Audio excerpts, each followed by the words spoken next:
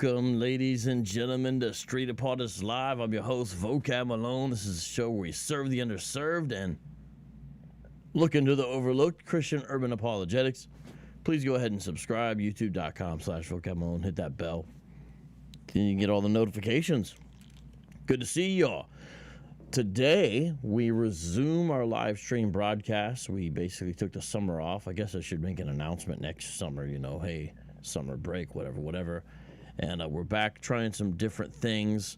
And we're kicking it off, partially reviewing a debate I recently did with a follower of Malachi Z. York. That's Nuwaubianism, sometimes called Nuwaubianism. And to do that, we have a former Nuwaubian on himself. Welcome to the program, Chuck Morgan. How you doing today, Mr. Chuck Morgan? Thank you for coming in. How you doing? Tell people how Everything long is you were good. a follower of Malachi Z. York. How long? Yeah. It started in the winter of 1989. Yeah, How'd you 1989. discover him? Oh wow, that was a crazy one. I was in Georgetown because I'm out of Washington D.C. I was in Georgetown, and to make a long story short, I was confronted by someone of the 5% group. And I was wearing a headpiece that I saw from a Rakim video, Paid in Full.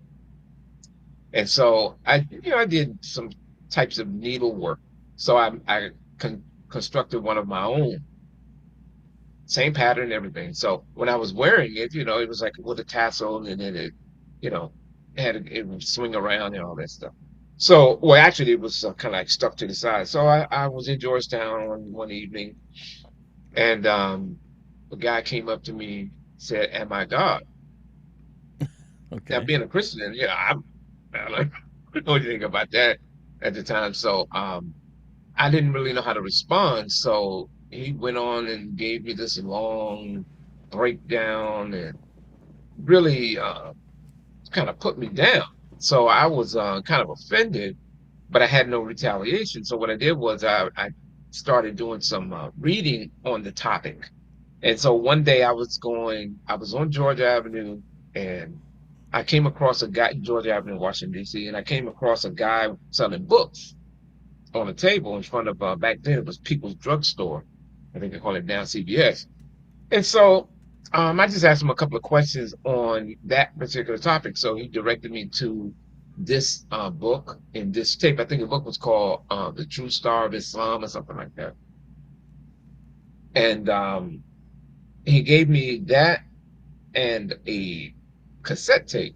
And the cassette tape had this weird looking guy holding a staff, dressed in white with a turban, looking away from the camera. And I thought it was kind of weird because I was like, what is this? Like some kind of guru stuff? I wasn't feeling that. Mm-hmm. So I really didn't listen to it. So I read portions of the book, at least the part that I wanted. And I had a little more background, and then I could feel more comfortable if I were ever confronted on the street like that again. And Yeah. so, I talked to the fella the next day. He asked me how did I like it. I said, "Oh, I didn't get a chance to listen to it." Da da da da. So that really spearheaded that relationship with the organization because I got something else on a different topic, and it just slowly started becoming a regular. And within a couple of months, I was asked, take it to the next level and move within, or live within the community. What some people may not be aware because they don't do it anymore. But back then, during the period known as Nubian Islamic Hebrews and Sahel Law community, you had two types. You had those who lived on the outside, and then those who took on the obligation and sacrifice to move into a communal setting where you had dormitory style living, the men segregated from the women segregated from the children. Okay, so before I even came in, the brother was telling me, when we come up in here, don't think we all have halos on our head. It's like being on the street. and then want this and that, this and that. So I was, pretty flexible about it. Uh, so eventually, when I decided to move in, um, I was confronted with the fact that, yeah, these people who I don't know, I'm living in a dorm. I have to bunk over, like I'm in the military, over top of another fella, and I see these two guys fighting, right in the on the floor over there. So I'm like, oh, what did I get myself into? But nevertheless, the study of York's literature and lectures was part of it. So you had York's voice in some of the classes or lectures that he gives, playing 24 hours a day, except during the early morning or the periods just prior to prayer, or you had in Islam, because at that time York was pretending to be an Islamic imam, and we were going through his version of Islam at the time. And so yeah, you had the five prayers you had to go through, and if you were even in the bait, which is house in Arabic, and that's where you if you're home, you had to shoot over to the masjid and get ready for prayer. So yeah, it started back in 1989, and I stuck with it for the most part till about 2011. Okay. Why'd you finally get out? I think that when I came to Hawaii, um, I didn't have, I wasn't reading the books consistently. So I think that when you step away from it and you're not being influenced by other members, it was easier to later on pick up a book, read it, and say, did I really believe this stuff? And that's how I felt about it. Because some of the things I was looking at, I was like, oh man. So I would call some of the teachers that were still promoting the stuff, and I would ask them different questions. And so I could see, I know all the games of how to play around with answers. And so I could see that he didn't have any answers. And then it moved to, why are you asking those kind of questions? As if, you're asking questions in doubt, as opposed to trying to learn or get some information to handle someone on the street. So that was the springboard for heading in that direction to question the cult that I was once an active, prominent member of. Mm. And what made you want to get all these people out and, run a website, Nuwaubianism.com, and become active in sharing the information? It's one thing to leave, but you took a whole nother step. Yeah. Well, what had happened is on Facebook, you see they were all over the place, and they were in just about everybody's group or something. Someone was somewhere, and by that time, it's progressed further down. My skepticism of the organization and its teachings was it outweighed anything that I had been indoctrinated in. And so seeing this type of influence all over, I would ask questions and put them on the spot.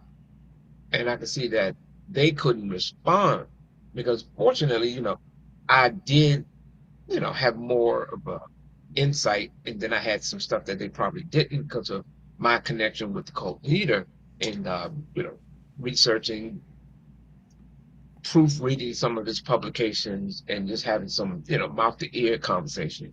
So my thing was, I wanted to educate people on how not to go down this road, and here are some of the tricks that they can play if you're not careful. And I was I became considered a slanderer, uh, someone that turned his back on the master, all that kind of crazy stuff. So that was just on social media. Um, as time went on, still doing this thing on the side, but I think what really put it in the direction of the website, well, that's another question, but Nuwaubianism.com was Um, there was the late Michael Heiser had a website, or still has a website called sitchingiswrong.com. Mm-hmm. So I had already seen a number of his videos, and I was already familiar with a lot of Zechariah Sitchin's writings because I had already gone through that, even before you.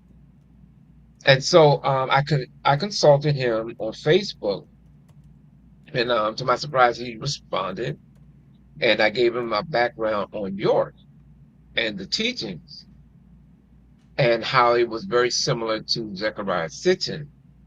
And so we corresponded for about almost a month, off and on. And I was trying to push him into the direction of that maybe he could do a website on the Nuwaubian. And his recommendation, based on our conversation, was that I would have a better opportunity and more insight since I was a part of it. And I would know all the ins and outs of it. So he was the one that gave me the motivation and some of the things that some of just the general areas of where I should go in trying to set that up. So it was Michael Heiser who really gave me that motivation to put it together. There was another brother, um, Wajaru Irima, at previously known as social media. He and I collaborated, and because there was always talk of a 360 questions to ask of Nuwaubian, that had never manifested. And I figured he was like, "Why don't you just go ahead and do it?" So when I'm getting it from him, and then with Michael, I was like, "Yeah, okay, let's go, let's do it." And the first question I do remember, the very first question was found in York's Holy Tablets Bible and other books, which was that the story goes that Abraham he came to Egypt and appealed to Zoser, the Egyptian pharaoh Zoser, and his chief scientist Imhotep, and they came up with an idea to develop a creature that would eat the dead carcasses that were littering the Caucasus Mountains. And that was the birth of the pig. Yeah, Abraham invented the pig. No, not Abraham. Not Abraham. Zoser and sorry. Imhotep. Yes. Because the narration is that, by way of York, which he got from the How to Eat to Live book from Elijah Muhammad. So Abraham had them construct and put together a gene splicing the genetic makeup of the dog, the cat, and the rat. Mm-hmm. And those three formulated this creature that was so savage, and that was the creation of the pig. Well, as you guys could probably tell, Malachi Z. York, during his multiple decade religious tenure in New York City and later on in Georgia, made all kinds of crazy claims. And so recently I did a debate with a practitioner of Nuwaubianism named Kansu. It's on Sonetta. Nuwaubianism is with like this guy Nuwaubian. Yep. Or Nuwaubian. And so I got some slides here we want to go through that are going to fact check and ask questions and show you the sources so you can see yourself the things that they hold to. Shout out to Tim Moore for the first super chat of the evening. Let me turn down the sound effects, but thank you, Tim. And guys, let me know how I sound and how Mr. Chuck Morgan sounds. All right, so let's flip over to the slide presentation here. And we start off with a quote by Malachi Z. York himself. He says in the Holy Tabernacle Family Guide, "You must do research, then and only then will you not be fooled by fools." And this is a common thing with the cults where they'll say, you got to research and stuff like that. But then, They basically also just expect you to believe whatever they teach. And the reason why we start off with this quote is because we're saying, okay, he says you should do research. Let's do research. He says that if you don't, you'll be fooled by fools. So we don't want to be fooled by fools. So let's do the research. And then what happens? You find out, of course, that he's the fool you would be following if you didn't do the research. Shout out to Yondell. Yondell, thank you for the constant support. You're one of the most faithful supporters we have, and it's good to see you tonight. So we go through, and there's the flyer for the debate. I'm hoping that pretty soon Sonetta puts it out so you guys can see it. And here's what my opponent Kansu said. He said that Nuwaubu is the science of sound right reasoning, which is 3 degrees: right knowledge, right wisdom, right overstanding. So instead of saying understanding, they will say overstanding. And so you might hear that sometimes. And when you look at this, that's kind of a vague, that doesn't really describe much. It's almost like he's claiming that Nuwaubu is basically just a proper form of epistemology. So if you get into basic philosophy, everybody, one of the areas that you will come across is epistemology. And it's how do we know what we know is the idea with epistemology. And it's almost like he's saying Nuwaubu is essentially correct epistemology. Now, that's not really what it is, but that's a way to kind of set you up as if, oh, this is the right thing we're going to believe now. We got it. We're going to get it for real. And this is something, Chuck, that you made. This is from a slide of one of your videos. We can't do the whole history, but can you briefly explain how throughout the eras from the 1960s all the way to the early 2000s, that what you had is different versions of different religions that York would take on and alter, and basically went through religious fads or phases. For the longest time it was Islam, but then it was other things as well. Could you briefly explain that, Chuck? Yeah. Very first. Okay, so after he was paroled in 1968, so apparently this is the first time. Happened was, a lot of people don't know the first time he went and got locked up for statutory rape. So he's out now. Well, actually, he was on probation for that. He actually went to jail at Rikers Island, I think it was, for 3 years for shooting a rival gang member with a zip gun. That's what he was incarcerated up there for. And when he was released in 1967, by that time he had already had developed his hustle, which was the religion of Islam at the time. In fact, once he was off parole, he established what he referred to as the Ansar Pure Sufi cult. Well, he called it community. He called it the Ansar community, right? Well, that wasn't until around 1970 when it was. I think they had just left Coney Island and purchased property in the Bushwick section of Brooklyn. So Islam was the primary theology that he was running with. In fact, he claimed to be the Imam, and in fact, his name at the time it was Imam Isa ibn Abdullah. So he eventually claimed to be the Al-Mahdi, right?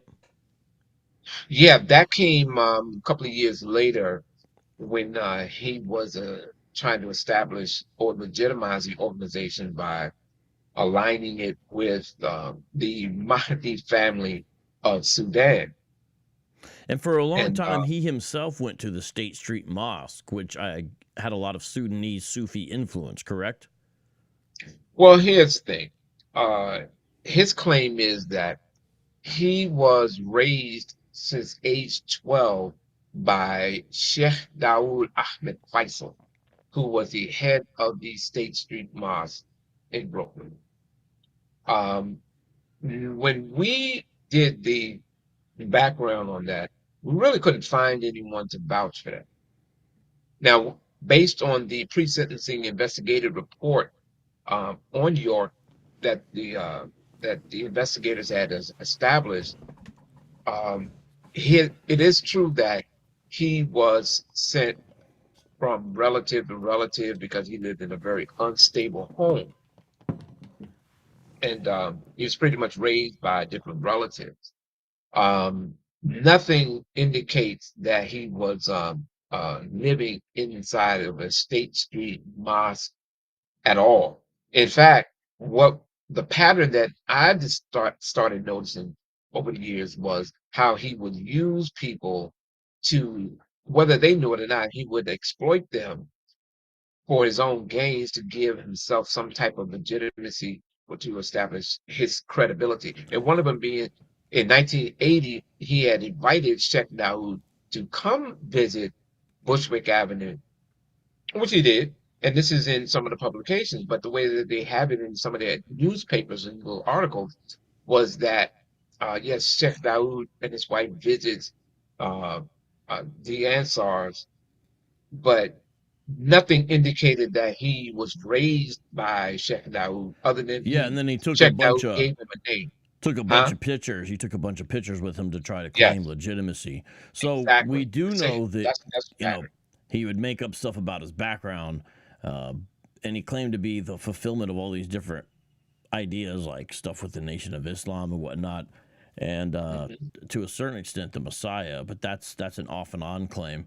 But even Right. though his background is murky and can't really be verified, we do know that he went through these different stages and phases. So we don't. That's a Yeah. whole thing in and of itself. If you want more information on that, there's an interesting book called Metaphysical Africa by Michael Muhammad Knight, and he really gets into detail about the Islamic phase of what they were doing over there. And it's almost like you study it and then you study later stuff with York and you realize it's basically like two different religions. And the only thing that was really in common was York was the one giving these edicts and fiats. If you He was talk to always at the top. yeah, if you ask members who came out during that time, they would say we were Islamic. They were wearing the hijab and all this kind of stuff. And my understanding, Chuck, from what I heard, is they even used some of the justification about the fact that Muhammad got with Aisha when she was only 9 years old for some of the stuff that York would. It was uncovered later on that he did with younger children, and also with the multiple wives and all that kind of stuff. So Mhm. real unfortunate, but we don't have time to delve too deep into the history. But Well, real let's, fast, huh? I can go down the list real fast. So Okay. after Goodness. Bilal, real fast, Bilal Phillips did a book on it called The Ansar Cult in America. That exposed him. He was essentially chased out of New York into upstate New York. And Yeah, then from there, I got a PDF of that book. That was a Muslim showing that they weren't really Islamic. yeah, exactly. And then and he actually he stopped claiming to be a Muslim at that point. He even took the name from Nubian Islamic Hebrews and just left it to uh, Nubian Hebrews. And then he started attacking Islam with a number of books. Every book that was coming out was attacking Islam on every Wow. level.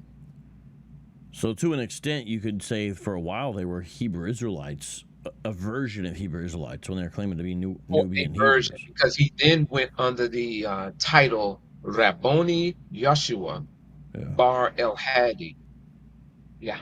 And that was when he was in upstate New York. And that from there, it moved from there to Georgia. Yeah.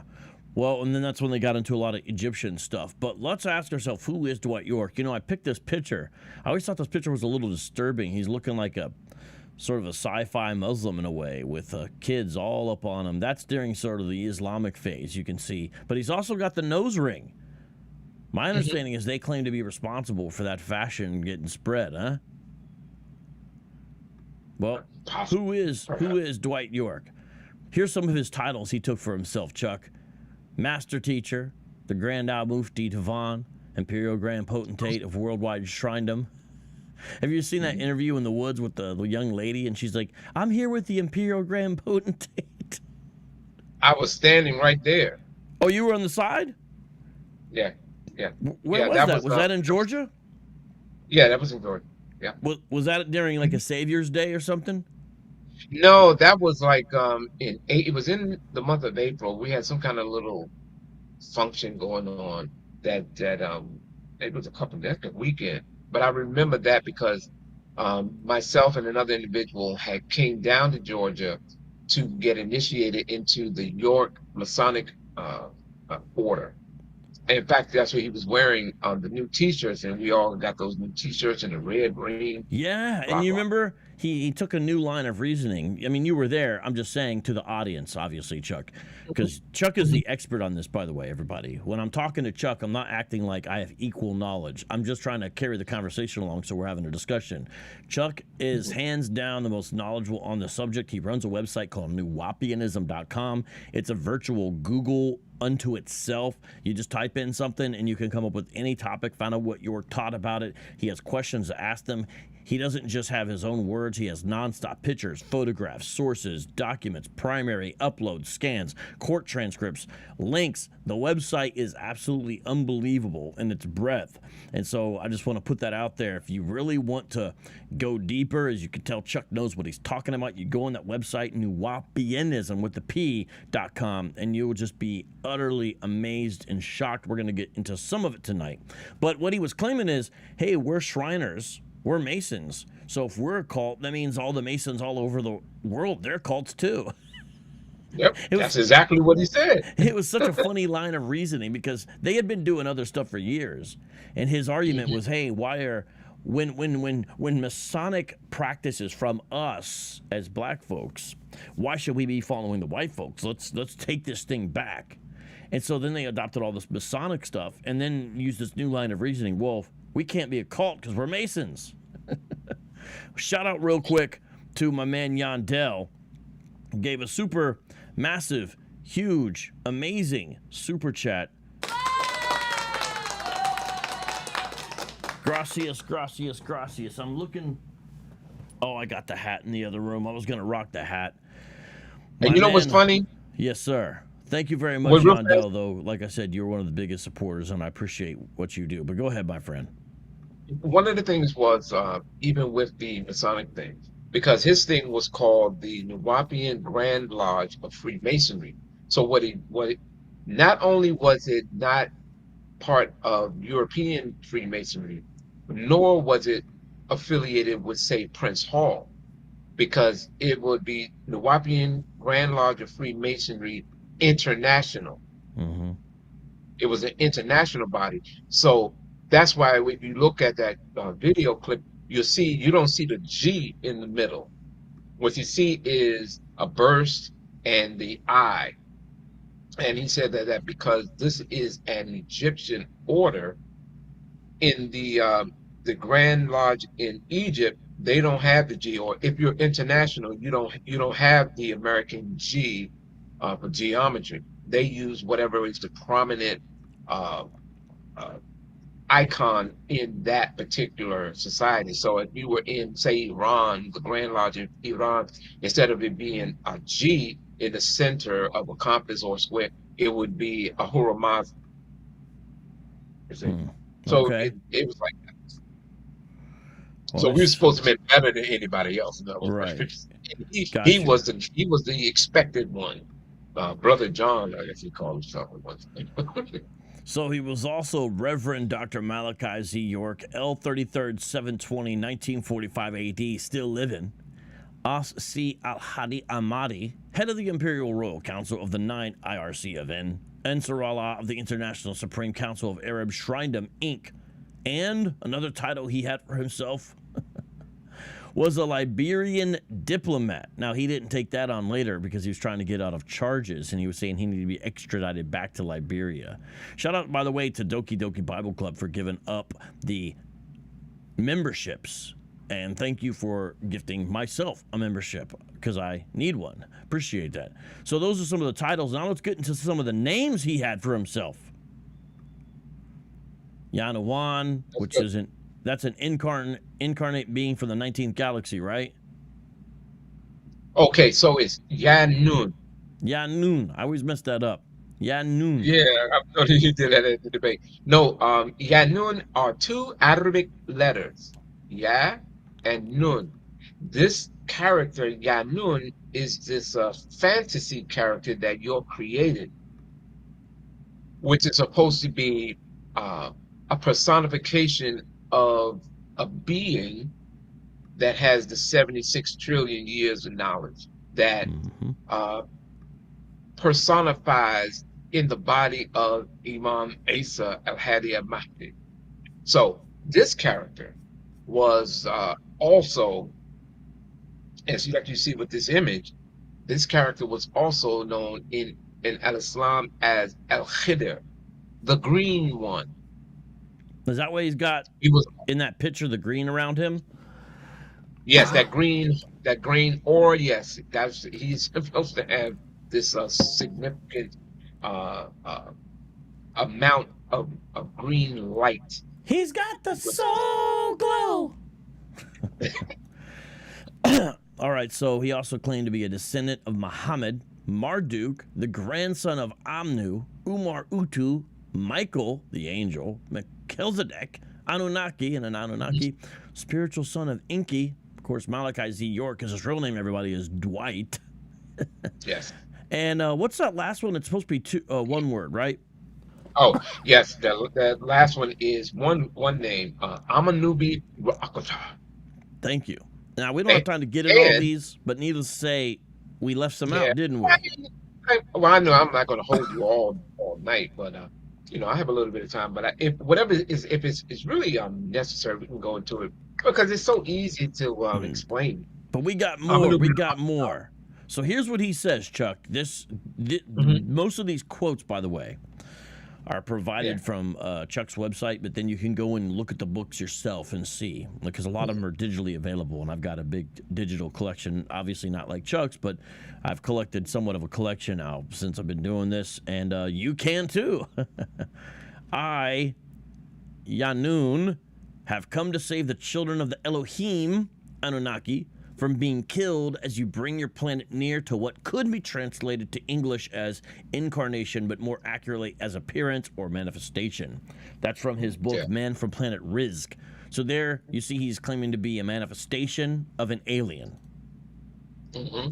And when I debated Kansu, he tried to act like that wasn't important. But it's important because, see, York would say that's the source of his knowledge and that's the source of his mission. So it is important, wouldn't you say? Absolutely. I mean, he's made up Yanun. Some of the other things are from, like, ancient legends like Marduk, but Yanun doesn't seem to have a precedent, does he? No, and that's what is significant because you can't trace it back to anything. So Mm-hmm. where anything that you want to know about this character, it has to go through York. Yeah, And York he's could make anything up on the spot. got to take And his word has. for it. Now, what's crazy, Chuck, is his followers are still into calling him this. I took this screenshot from 2023. This is available at the All Eyes on Egypt book room in Brooklyn. And this is literally a York piece for $90. But notice what it says on the name, Yanun. So it's York's face, but they're calling him Yanun. Like, people get a Jesus piece. This is literally a Yanun piece, a York piece. Chuck, you ever seen anybody rock York bling like this? No.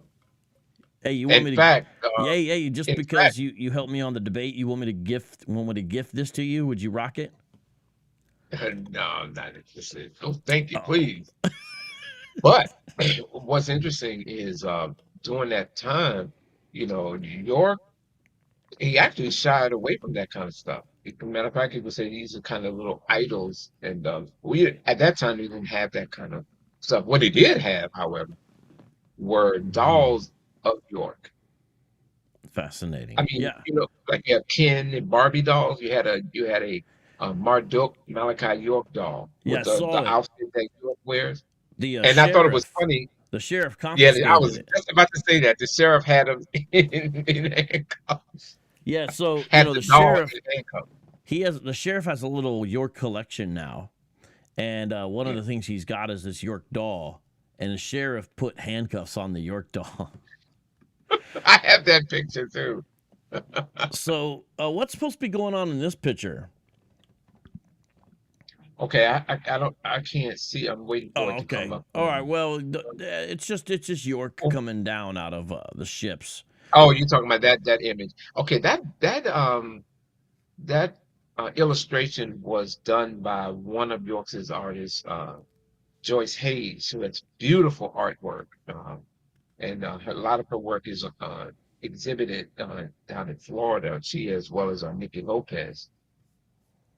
This is supposed to be an illustration of Riskians descending out Oh, of one of the many shams the or craft. Okay. crafts of Nibiru. Okay. I understand. So these are the smaller craft that go, and these are Rizkians coming down. Real quick, Tyler says, how is York involved with? And people were trying to figure out some of this stuff. Yeah, I don't know what if he's exactly associated with Nuwaubianism, but they definitely support him. He dressed like Yahweh ben Yahweh. You're saying that there's a guy named King Yahweh who in some ways affiliated with Nuwaubianism? Is that what you're saying, Jacob? It'd be Who's, interesting to who's, find out what's up with that guy.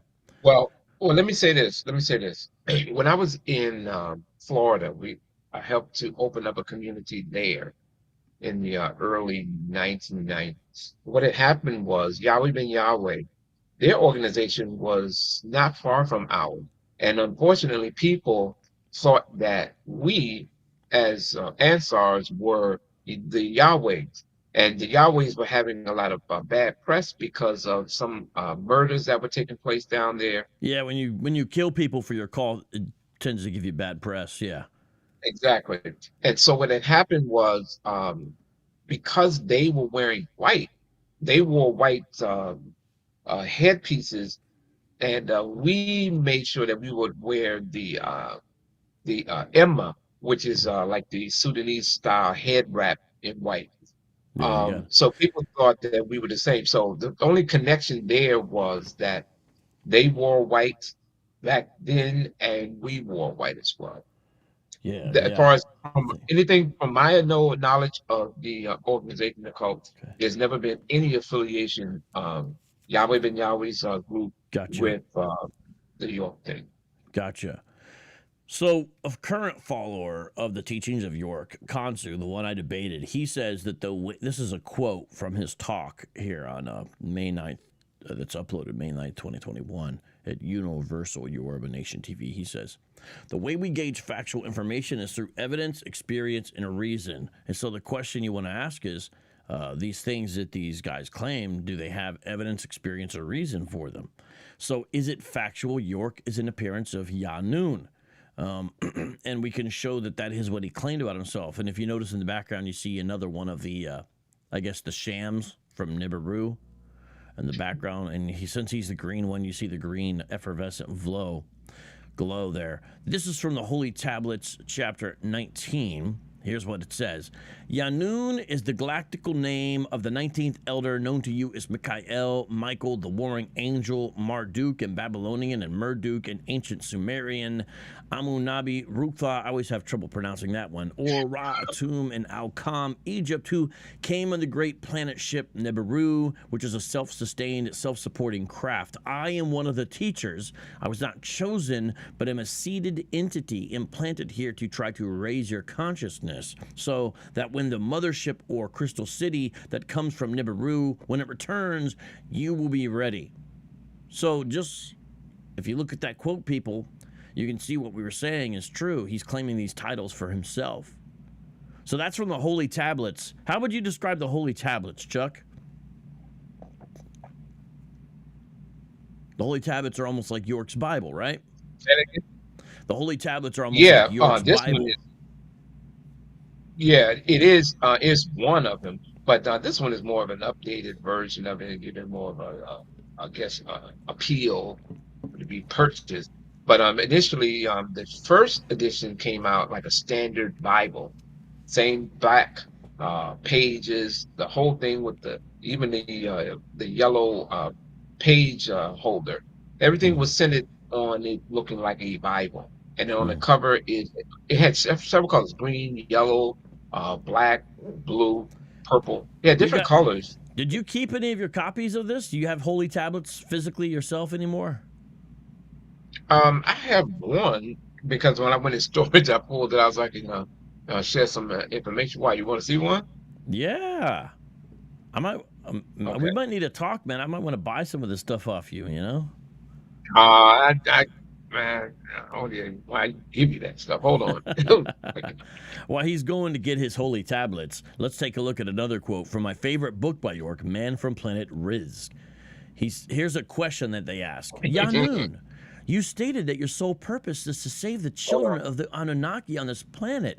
Could you explain your assignment further? So notice he literally claims that he's being assigned by alien creatures to do something special on Earth, and he Hold up. attached significance to his birthday Hold in 1945 because he said that's when the nuclear bomb went off, and that's when the Rizkins realized, yo, these people are about to destroy themselves, so let's send down York, you know? Although they didn't call him York, they called him Yanun. And then York responds, this is almost like a catechism interview. First, will you call me just Doc or Dr. York? What's so funny is it's almost like designed to show his humility. Like, you don't need to call me by my extraterrestrial name, Yanun. Just call me Doc or Dr. York. But he didn't have a real doctorate. So this isn't a sign of humility. This is more hubris on his part. So I want to ask Nuwaubians out there, is it factual York is an appearance of Yanun? And here's the thing. Do you have evidence, experience, or reason that he was? And the answer is no, you don't. Oh, you got something for us. Hold on, let me zoom out a little bit on you. All right, let's see what you. All right, okay. Let's take a look at this here. Put it right in the center if you could, cause There you go. Oh yeah. Oh, nice. It looks like yours was falling apart. Looks like you must have read that a lot there, Chuck. Yeah, I went through it. Yeah. Wow. You were So, faithful. so this was the second edition of it because the first edition, York had so many mistakes in it because they wanted to get it out by Savior's Day. It was $50 each, and he wanted to get it out there as soon as possible for that Savior's Day week. And it was filled. The first one was filled with so many errors, mistakes that he had to take it back to take it back to the printer and have it redone. And that's when he put it in the hardback with this, this fake kind of leather skin, and put the six-pointed star and crescent, Hmm. like the sort of the Helena Blavatsky symbol. Put that on there, and it says El Gadush Lo Hat, the Holy Tablets. Oh, you know how to read the Inscribed. language? I used to. My girl, at the time, she used to, Your girl's an teach it. expert in that language. Okay, bro. All right. So here's the thing, Okay, everybody. so At one point, there was like 5,000 or more Nuwaubians. We don't know how many there are now, but there was quite a few. Because Warrior Woman asked, how many folks actually believe this? Shout out to Warrior Woman. He got some more pictures, huh? Yeah. now this is supposed to be. This is the first image inside the book. This Hmm. is the heavenly one. Anu. This is supposed to Let's be see. Allah subhanahu wa ta'ala. This is supposed to be uh, Yahuwah. Anu. Anu. This is during the period when Zechariah Sitchin's writings was the new Anu. hustle that York was going to use. Yeah. And that's why you'll find a lot of stuff dealing with pseudo Sumerian. Well, it's really not even Sumerian. It's Yeah. more Akkadian and Babylonian stuff. But for some reason, because York didn't know this stuff, he thought that Akkadian and Neo-Assyrian, all that stuff was Sumerian, and that's where he made his mistake. And so they even have the nerve. He even has the nerve to have, outside of the chapter called the Christians, he has a section here called, let me find it real quick. It's called the Enuma Elish. Oh. Yeah. He has Someone in the live chat is talking about a video where it says one of his followers claimed that they saw him shapeshift. Yeah, that's actually true. And I actually know what you're talking about. Maybe I should show that video. Just give me a second here. And I'll try to show you that video. It's going to take me a second, just a second here. This is what you're talking about, because he's talking about someone said they saw him shapeshift, one of his followers. I think I got the video right here, if I can get it on the screen here. Let me see if I can do this. Just give me a second. This is actually Tahuti, I believe. Yeah, Tahuti is the guy who said that. And did you ever see him shapeshift there, Chuck? No. Oh, okay. Well, sorry. Nope. Sorry you didn't get to. Sorry you didn't get to see that, man. No, I never seen that. That's Okay. some weird stuff that people were saying, I guess, to try to keep that fake persona alive. Yeah, well, I guess you And guys. there was a book called that York put out called The Man of Miracles in this day and time. The grandson of the well-known. Judy, can you repeat that again, brother, please? Before we go to concert. I heard what Tahuti said. I've seen Malachi in 3 different sizes. He went from 5'7", and he went to the size of about an 8-year-old child, and he was playing with the children. And I've seen him as taller than me. I've seen that with my eyes. So wait a minute, man. Hold up. So what God did he invoke to help him do that? I'm 6'5" now. I used to be 6'2", I'm 6'5" now. Well, you see him change sizes from height ranges from like what, 4.5 feet to 6.5. Yeah, not just change size, but the whole body structure of like a child, like an 8-year-old child, and he was playing with the children as their size. He was their size, and he was playing with them as their size. I saw that. Crumb. No, I didn't do the music there, but that is an example That's where. appropriate music. Yeah, it definitely is. Okay, X-Files. continuing on here, one of York's quotes says, "Look into what I am teaching. Check it out. See if it's the facts." Now, how could anyone confirm that he was from planet Rizq when there's no verification of planet Rizq? You know, if it's a heavenly body, we should be able to say, well, there it is, right? So let's not just get into the alien stuff. Oh, wow, those are some really weird pictures, man. Now, this is let's from get into chapter the 11. false prophecies as well. Huh? I want to. If you notice, these illustrations are supposed to be the 24 elders that are around the throne you find in the book of Revelation. Yeah. Here's an illustration of it. That's the appeal. York had these girls doing artwork, beautiful artwork. He even took this image, because I did an article on it. This character, he took that from another group.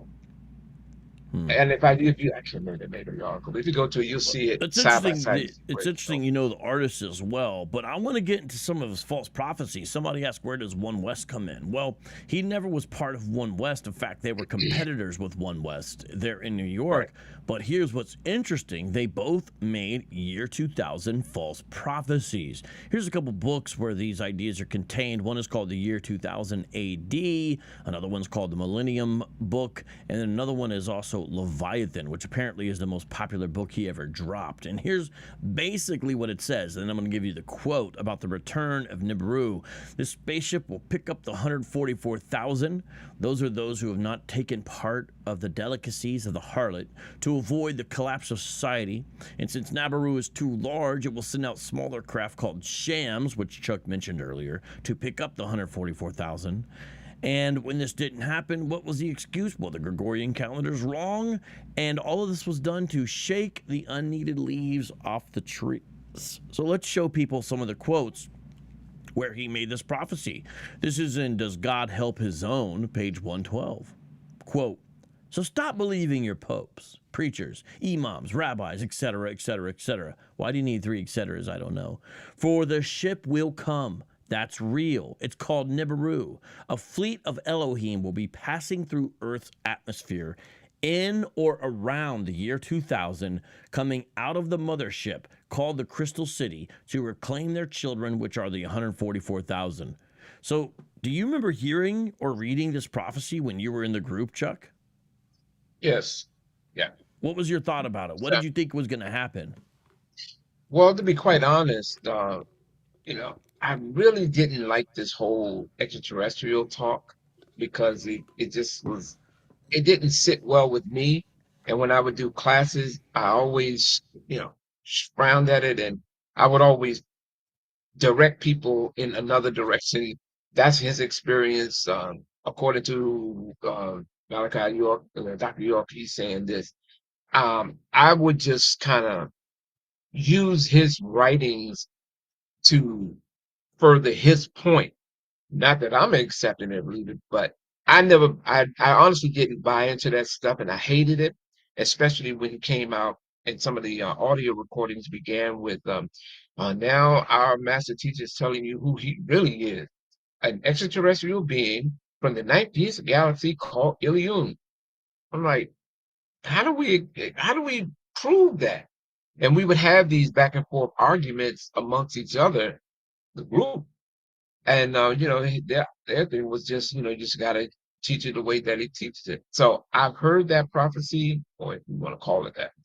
I've heard him say that, and the excuse was, that's just one excuse. Another excuse was that Nibiru got stuck in the Pegasus constellation. And that the Ashtar Command, they are trying to prevent Nibiru from coming through. Hey, I got that quote. Shout out to Slim, and you're right. He did say some of that stuff about levitating. But let's continue on here. And this is a quote I want to show you to make sure you see what he says here. He talks about the year 2000 prophecy. See that? And he says, I predicted the year 2000 AD would be the end of the world.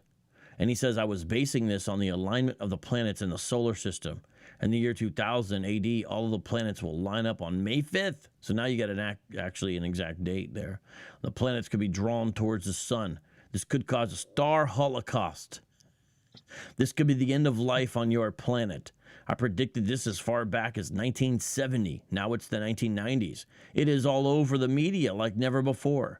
A man named Richard W. Noon wrote a book entitled 55-2000 in 1982, predicting the end of this world. Everything that I have said is now coming to pass, and it's no coincidence. So there he's confirming his year 2000 prophecy.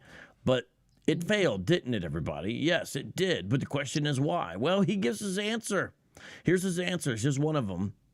I try to raise your consciousness so that when the ship returns in the lunar logging of the 12th point in August and the year 2003 of the Gregorian calendar, so notice how the dates change now, when the gate of the great vortex will reopen and this planet called Earth positions itself in the location of revolution of the planets, and they are all in a line as in the lunar longing of the 5th point in May in the year 2000 of the Gregorian calendar, you will be ready.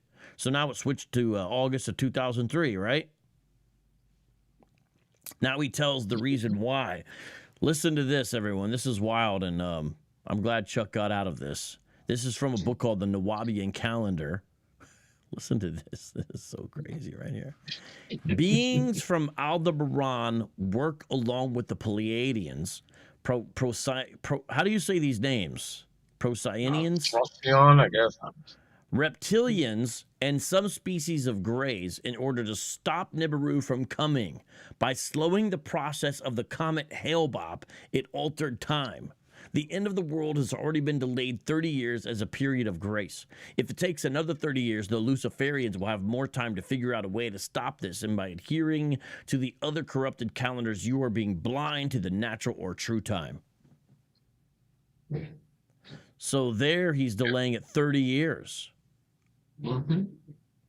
Yeah.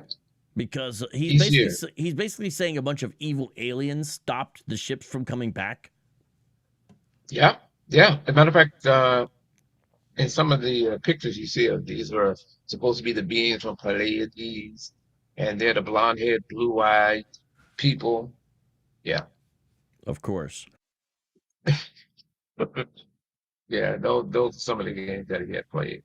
So as time progressed, he just stopped talking about Nibiru altogether. Yeah, look at this. This is actually a screenshot, so you can actually see it. And thanks again for Chuck for providing this. The explosion of sound travels, blah, blah, blah, blah, blah. And then look at this. Earth position, 1982, Gregorian calendar.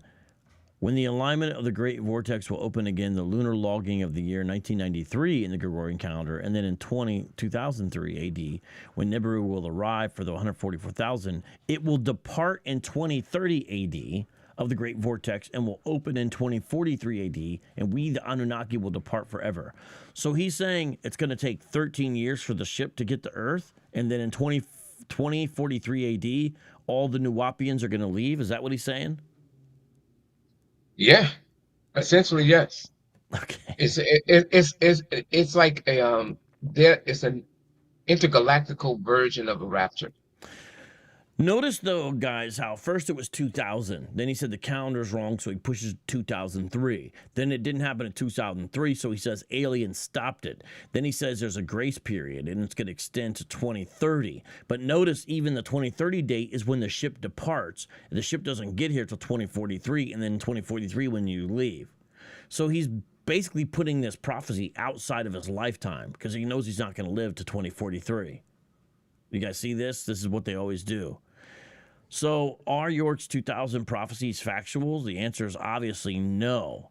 What about this? Is it factual that York knew 19 languages? When I debated Kansu, I watched videos where he claimed that York knew 19 languages. And if you go at freedryork.com, which is an insane website, it still on there claims that Dr. Malachi Kobina York, speaking 19 different languages, has not only taught as an imam, rabbi, and reverend, he has also published translations of the Holy Quran from Arabic to English to Book of Revelations, from Greek to English, and the Torah from Hebrew to English. Now look, when I was in London, Chuck, I was talking to those guys, right?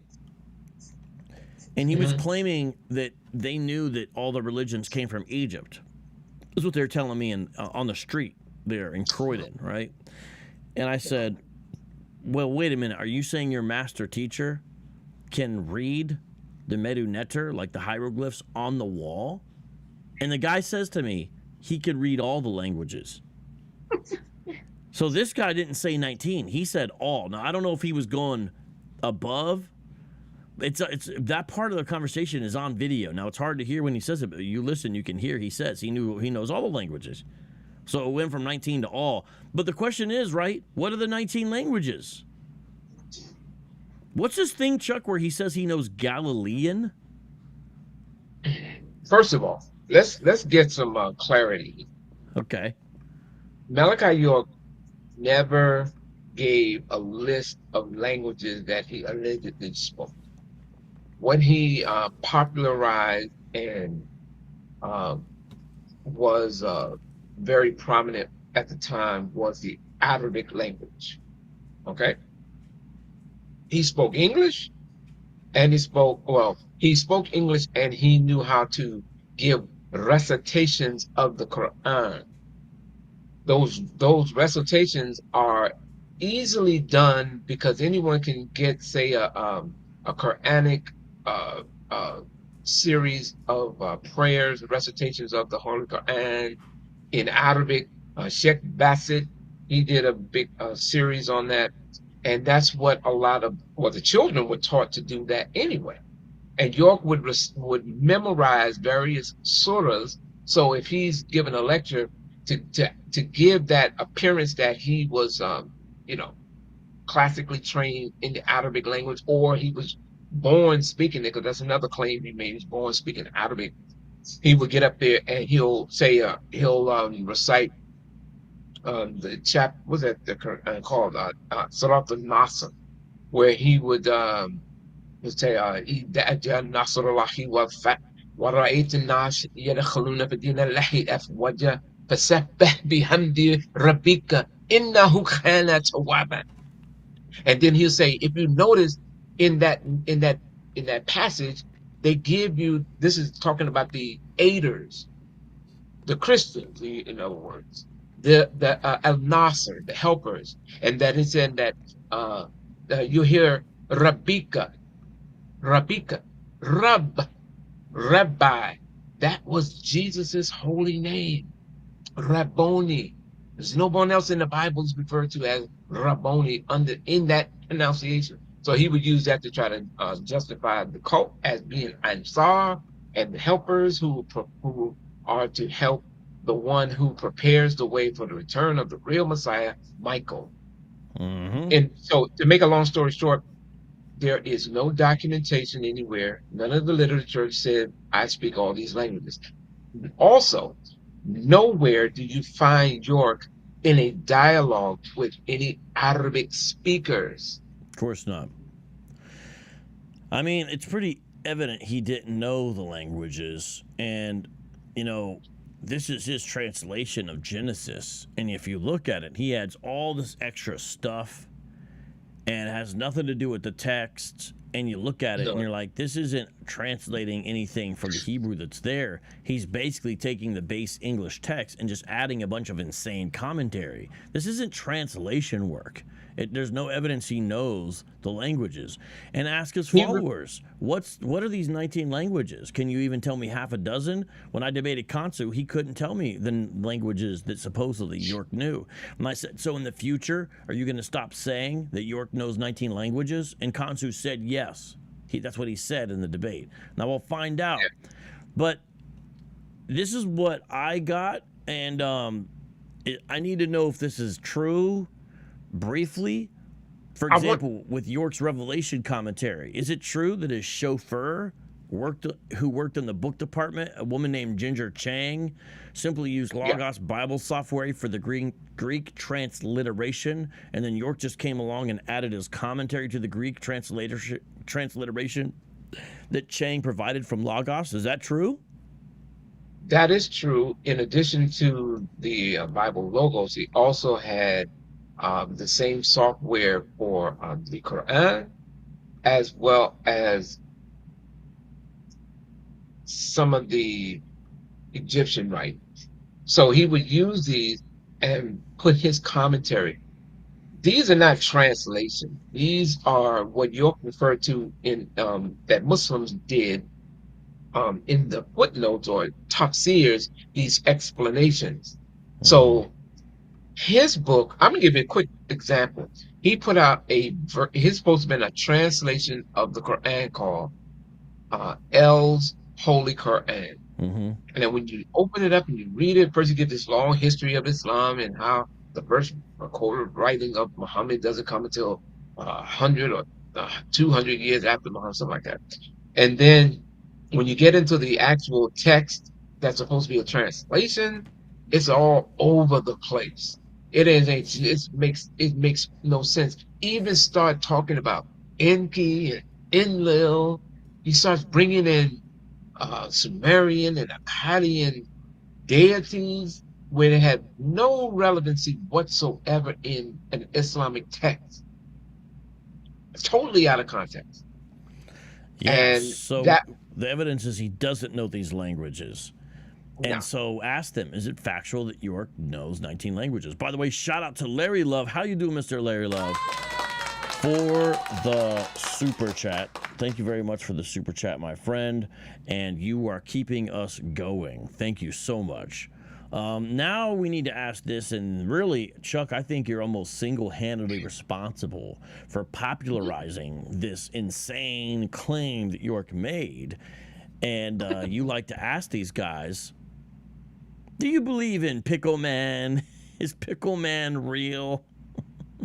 Now, based on evidence, experience, and reason, is it factual that Pickle Man is real?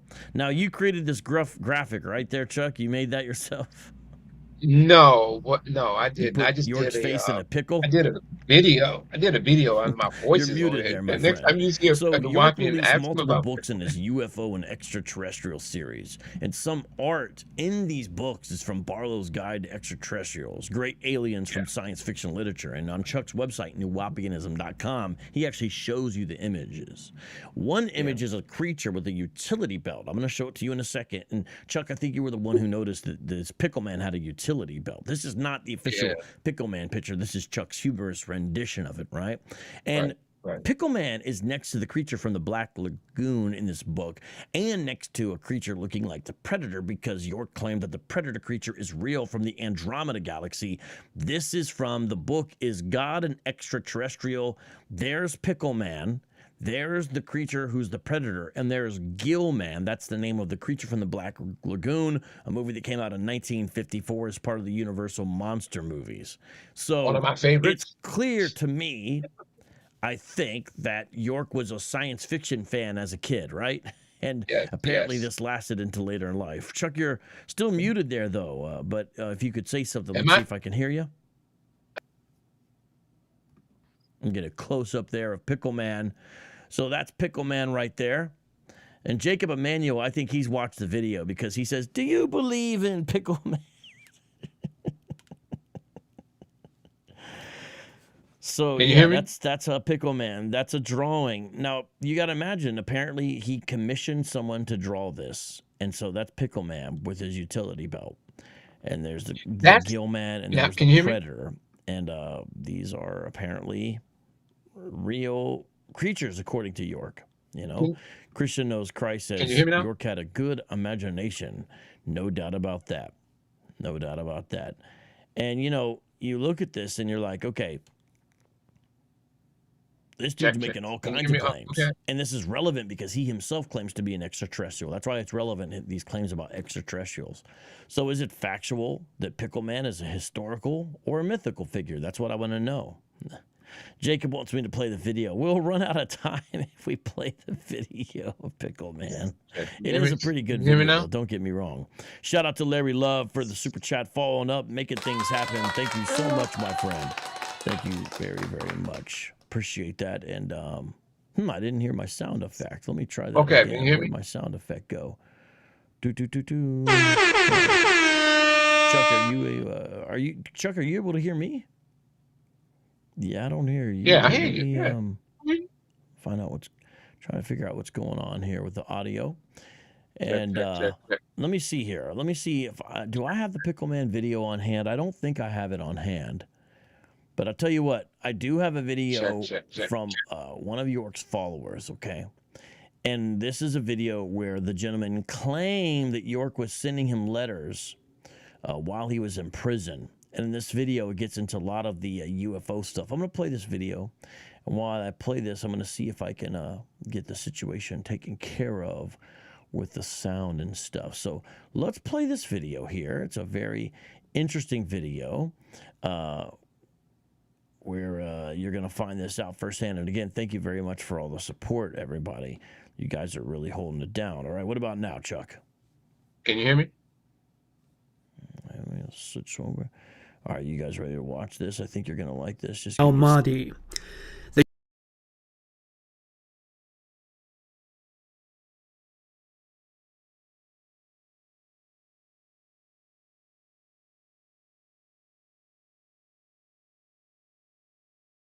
I, the Ancient of Days, greet you, my son, with a shock. I came to this planet with 23 others. Each took their posts around the planet and waited for our orders.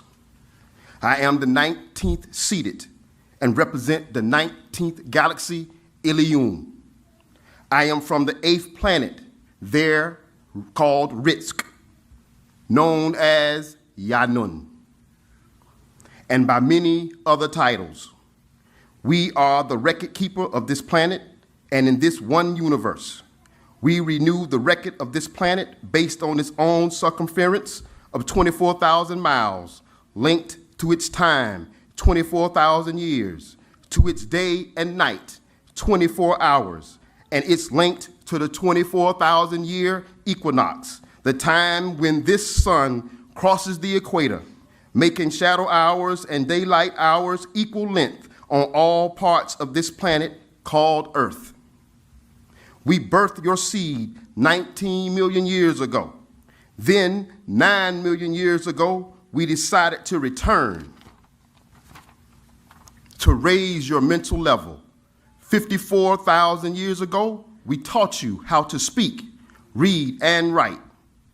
We departed to watch the outcome. In our leave, others came to this very planet with their germs and planted their own seeds in an ape and canine.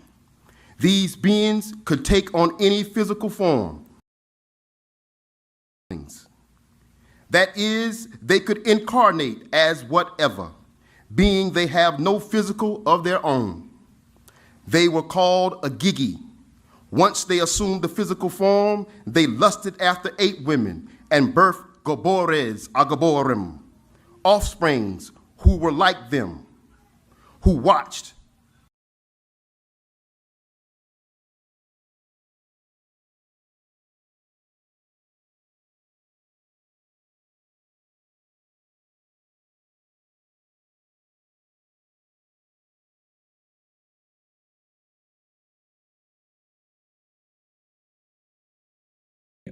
Now, Explain I that don't know more. why I can't hear Chuck, but I'm gonna let Chuck talk a little bit about Pickle Man right now, and then I'll just have to pick it up from there. So, Chuck, what do you want to tell us about Pickle Man? Okay, real fast. The whole Pickle Man thing comes out of the book called "Is God an Extraterrestrial?" It's on that page. The creature from the Black Lagoon. You had the Predator from the movie Predator, and the pickle guy that's up to the top. From what I understand, that image was lifted from a book series called The Matrix, where it has all types of. It's a really large volume set of books on everything: space travel, intergalactical, blah blah blah. And so York just used a portion, or at least took that picture and and called it Pickle Man, gave no background on it, no context at all. And so I thought it was just so hilarious and ridiculous that I just did a little, couple of little video shorts and challenged the Nuwaubians to explain who Pickle Man was. And that's where it kind of took off. So it was a brother named Malik, his whole name, but a guy named Malik, he took it to a whole nother level and he's got everybody talking about it. So when people confront the Wapians, they always talk about Pickle Man. And York doesn't give, again, he doesn't give any information on it, like many of other things. Observes no evidence about nothing he's stuff he's saying. So Pickle Man is just one of the funniest stories that York has. And that whole predator creature that he says is supposed to be real, as well as Bat Boy that you find in the National Enquirer. He even had Bat Boy as being real. Completely stupid. But anyway, that's basically it as far as Pickle Man is concerned.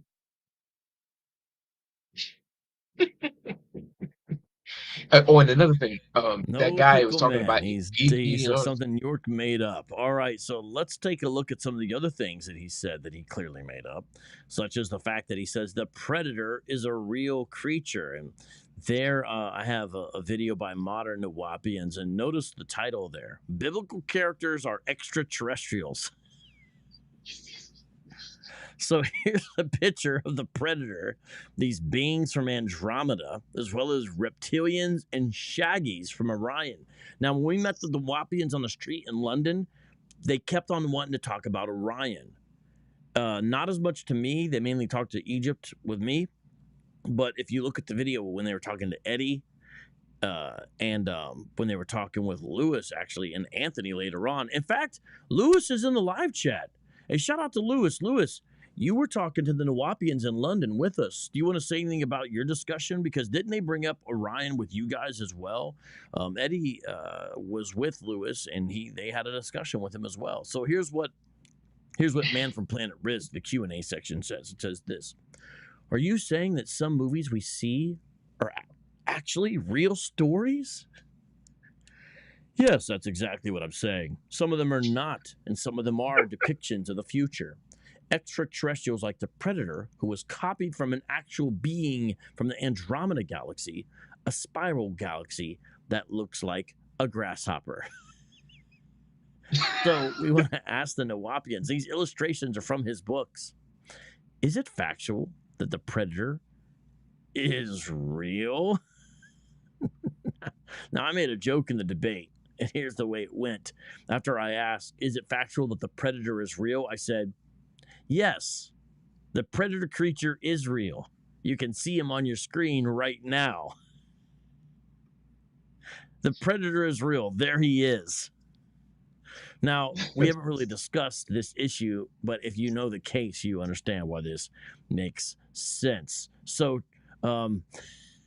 Chuck, what's the deal with predators and shaggies and all these other beings that York invented?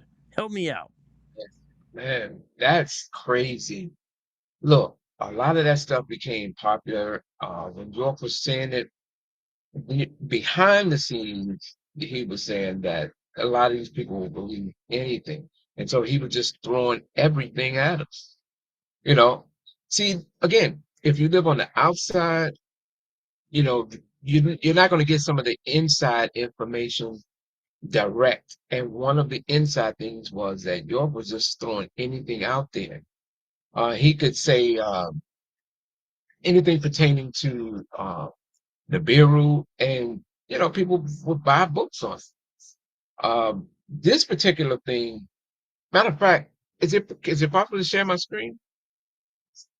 I don't know if you can hear me. Yeah. But yeah, he came up with this idea about the predator, and then it was put in the book. The Shaggies, the beings from Orion, the reptilians, the Dracos, the dragon, Orion being the 16th galaxy. He tells that the predator on page 346. None of this stuff he gave any proof to. It was all just his stories. Now, when the documentary about Predator was pulled up, and Stan Winston gave a great I don't think the breakdown. screen sharing will work in this situation since I can't really hear you that Okay. well. But All right, no Roy and problem. Rimbard says there are some in New York. I'm sorry, there are some in Newark, New Jersey. I had a coworker that was entangled with them for a short time. But their wickedness scared him, their weirdness scared him off.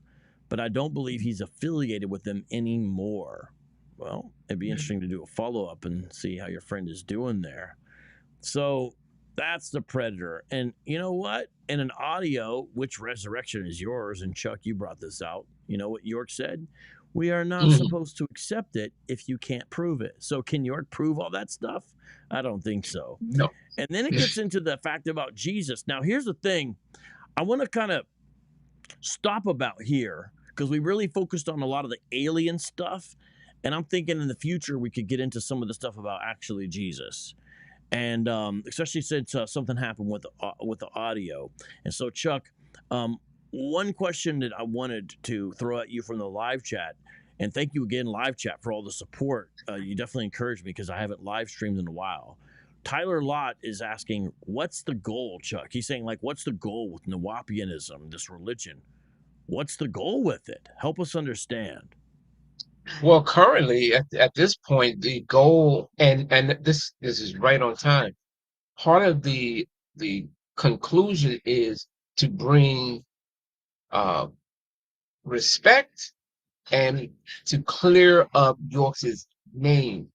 This is in a recent audio of him with one of his sons, I guess, at the prison. He's saying, I want y'all to clear up my name. And in doing so, the ultimate conclusion is to have whatever he said as being truthful to be the case.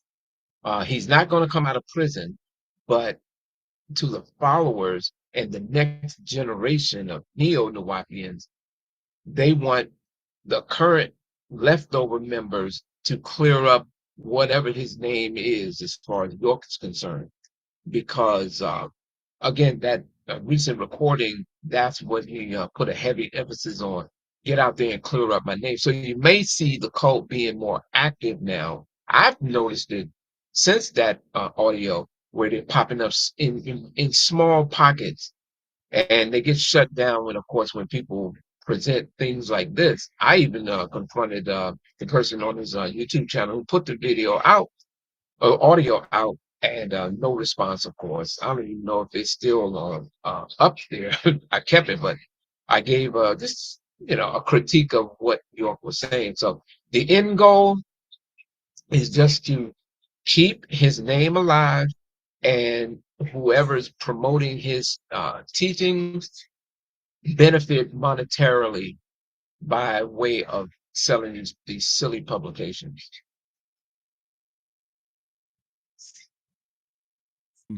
Lewis actually just sent me the video where they were there talking to these guys. So I figured, you know what, maybe I can briefly try to share this. This is just a small little clip, but it's just showing you in real life, in real time, these types of claims. So this will be the last video I show, and then we'll see about doing a part 2 of this. And again, thank you guys for just how supportive everyone has been. We're still figuring out a lot of stuff. I, the Ancient of Days, greet you, my son. That's the other video. So check this out. This is a video of when we were actually out there, okay, in London, And here was the discussion that they brought the Nuwaubians to Lewis and Eddie, my apologist evangelist friends. And Lewis actually just sent me the video on my phone. Let's check this out. Then let's look at the truthfulness of that word. Look at Colossians 1:16, because one of many places where the term uraiu is used. So go ahead, look at a lexicon. Let's find the definition, so then we don't have. Then we can move on. That the constellations Orion and all that are mentioned in the Bible. I'm not saying they're not. I'm talking about the word heaven. Now you're going. Yeah, I'm just saying. Okay, so I know. So is butter and garlic. I'm just looking. No, it's not. Where's that in the scriptures? In the Old Testament. No, Where? the word that's translated. Then let's look at the truthfulness of that word. Look at Colossians 1:16, because one of many places where the term uraiu is used. So go ahead, look at a lexicon. Let's find the definition, so then we don't have. Then we can move on. That the constellations Orion.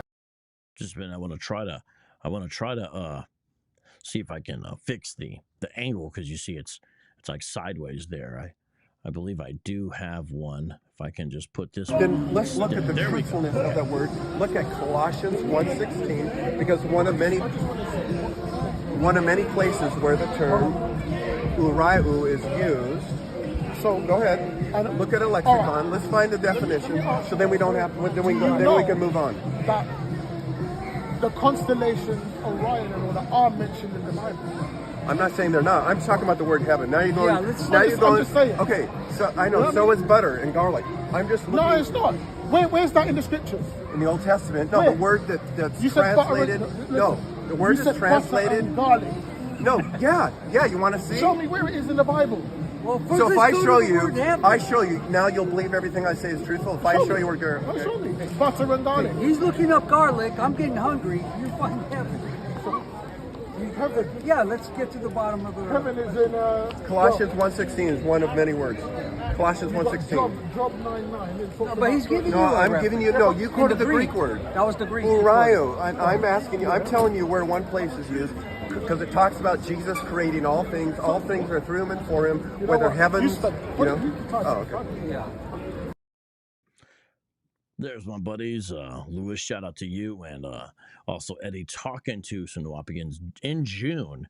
And that's how I got interested in this. I had already done some stuff in regards to this, because it's in the area of urban apologetics.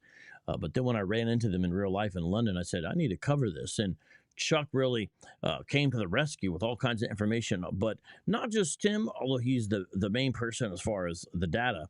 I got a little bit of good conversation from Adam Coleman, because actually Adam has a family member who's involved in this. BK Apologist, because being in New York, he knows a little something. Faithful to God, because he talks to them on Clubhouse frequently, and he even told me, you're going to get a headache, Vocab. A Boo, because he knows a lot about the New York religious scene. And of course, Dee knew. She did a ton of research for the debate and found a lot of great clips. So really appreciate her efforts as well. So a lot of great people. Chuck, if you give final word for this program, final word here today is on you. We appreciate your time.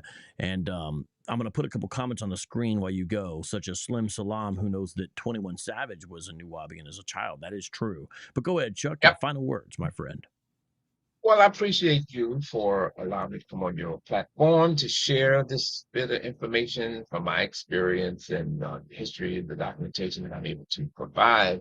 I'm hoping that it will inspire and help others depending on which direction they go into, whether or not to embrace that nonsense, or just give you a history and background of what this cult was about and the leftover splinter groups that have gone on outside of York. At this point, he is completely irrelevant.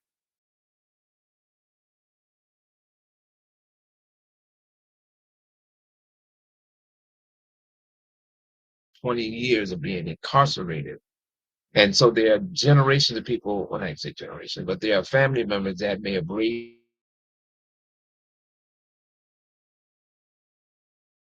there, spreading it, even literally, as I'm sitting here right now, I'm responding to someone in another group that's talking about this kind of stuff. So whatever the website or the YouTube channel that you find, you can always go through it. You can get the history, some of the lectures, the classes, the debates we've had on this topic. Use it as an antidote to combat the nonsense that York has taught. Because once you just simplify it, you just break it down, it's really easy to dissect. It's nothing That's what we're complicated. doing. But York guys, our goal is to try to teach people discernment. Our goal is to try to expose error, because remember, you may not realize it just hearing this broadcast that a lot of what you're taught bled out into the larger conscious community. And so when you talk to someone who's been influenced in some way by the conscious community, a lot of times they've been influenced by stuff that York claimed. And it's a fascinating thing, such as, the ancient Egyptians could levitate and stuff like that. And so it's very important to understand that there's a larger influence, even though he's locked up.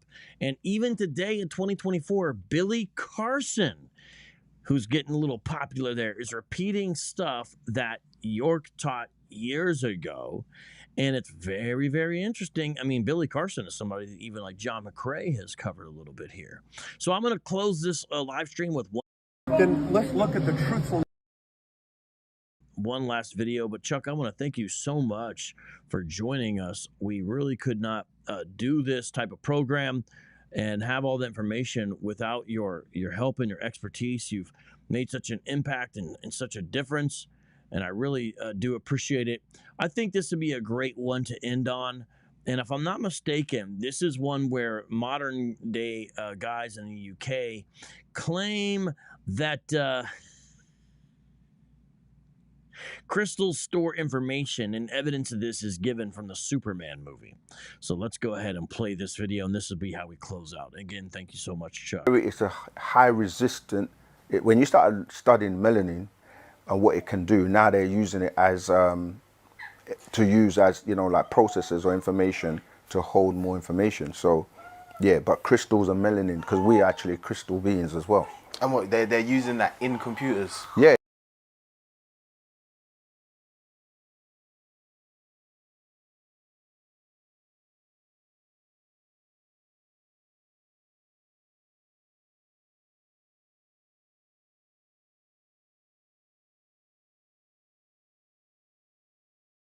Hold on, I don't know if that's a clip. I was looking for one that's a little bit longer there, but those are the modern day guys in the UK, of course. But there's a longer one I was trying to find. I thought I had it queued up here. Again, like I said, having a little bit of trouble with sound. Sorry about that. Let me see here. Maybe it was this one instead here. Hopefully, this is it instead. There we go. Way beyond what we have. So when they're saying tablet, they meant an electronic type of tablet, like what we have today, like iPad. Yeah, they're called the Me Stones. Yeah, so the Me Stones were crystals. They were actually made of crystals, and they show you in the movies as well, because crystals have the ability to hold a lot of information.